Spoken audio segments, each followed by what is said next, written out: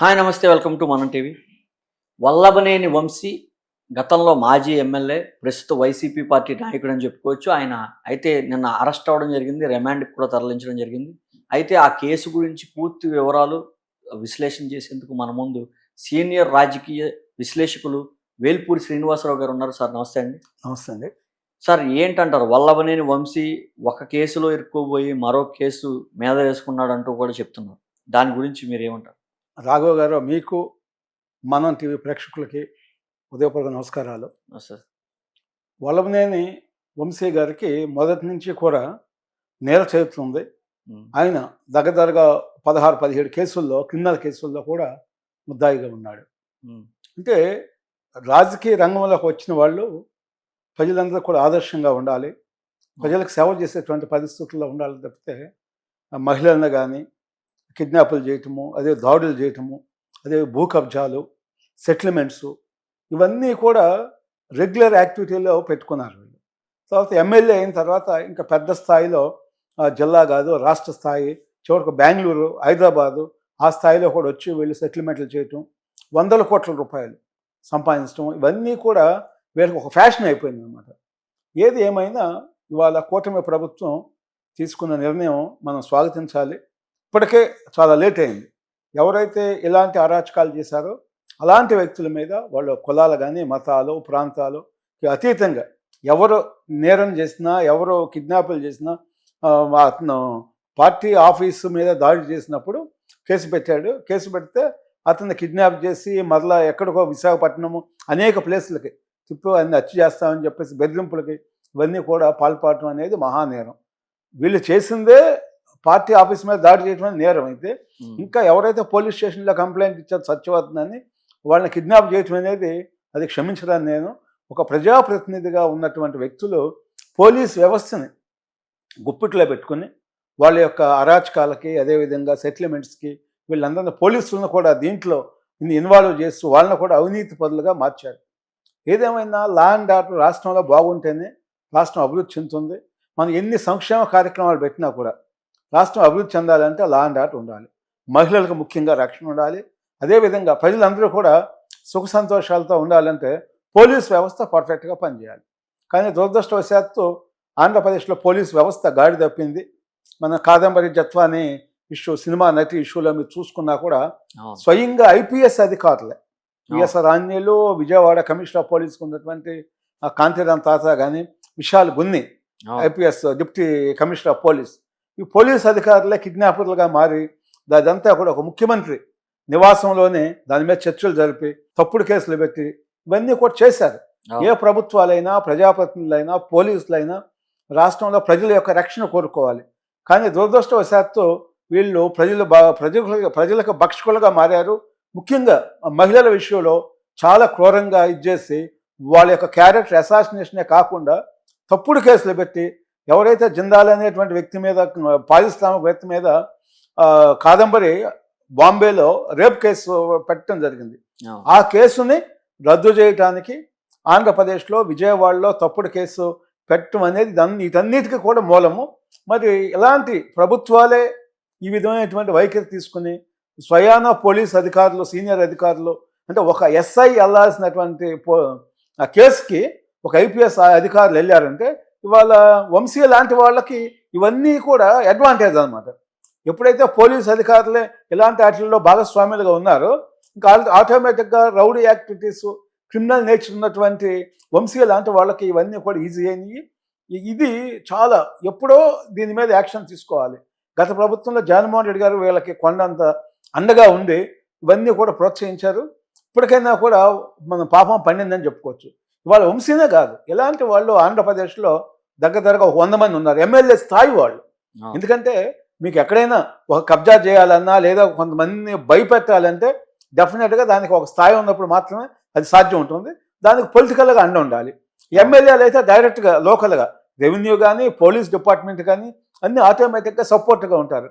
అందువల్ల వీళ్ళు ప్రజాసేవ చేయాల్సింది పోయి వీళ్ళు రెగ్యులర్గా నేరాలు కానీ, ఘోరాలు కానీ, అదేవిధంగా ఇలాంటి క్రిమినల్ యాక్టివిటీ, రౌడీజం చేయటంతో కొంతమంది టీముని, అంటే మీరు బిజినెస్ మ్యాన్ అని మహేష్ బాబు సినిమా ఉంది. అవును. ఆ సినిమాలో స్టేట్ వైడ్గా కూడా ఒక గ్యాంగ్ని ఏర్పాటు చేసుకుంటారు.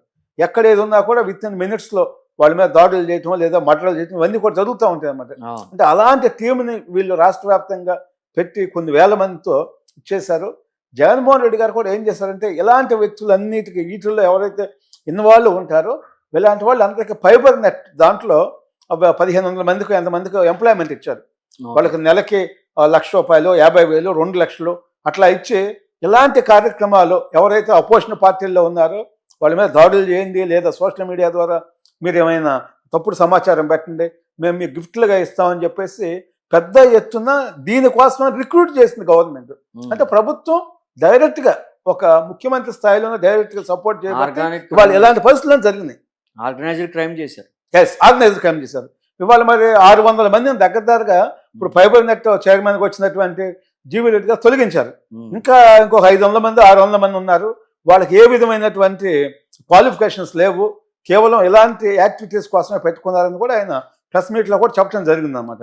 ఇక్కడ వల్లభనేని వంశీ అని కాదు, లేదా గడ్డం గ్యాంగ్ గుడివేడ గడ్డం గ్యాంగ్ కానీ, పేరును నాని కానీ, లేదా అంబర్ రాంబాబు కానీ, అంటే వీళ్ళందరూ కూడా ఇలాంటి ఒక టీమ్ ఆఫ్ గ్యాంగ్.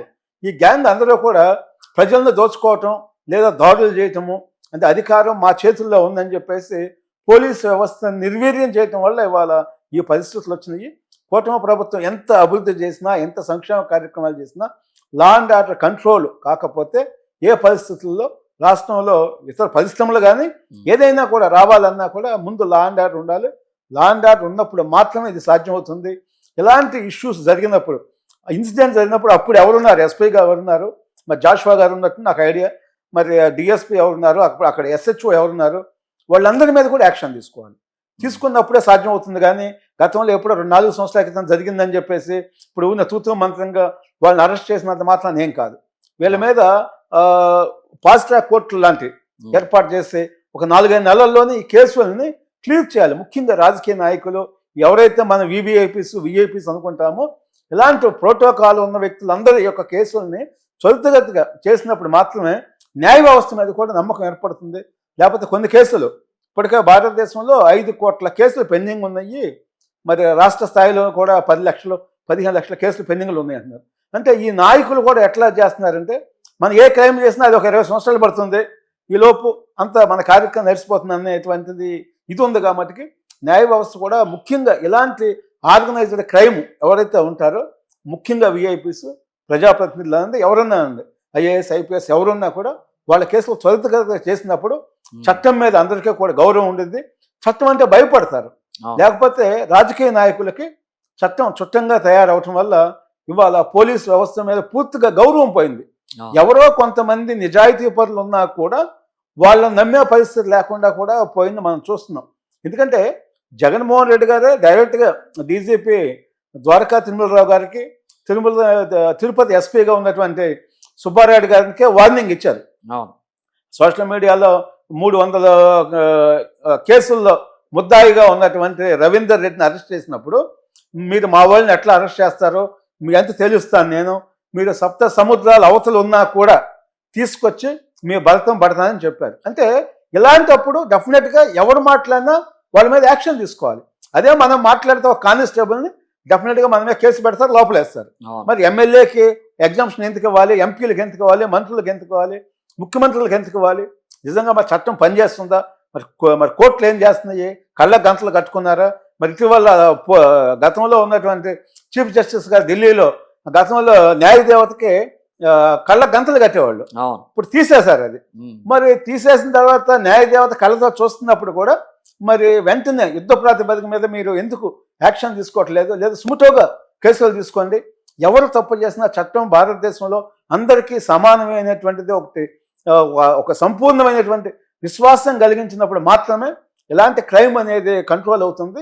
పెద్ద ఎత్తున ప్రభుత్వం ఎవరు చేసినా, ఏ పార్టీ చేసినా కూడా ఇలాంటి క్రైమ్ చేసినప్పుడు, దాడులు చేసినప్పుడు వాళ్ళ మీద కఠినమైన చర్యలు తీసుకోవాలి. కన్సర్న్ అధికారులను కూడా డిస్మిస్ చేయాలి అనేది డిమాండ్ చేస్తున్నాం. Okay, thank you sir.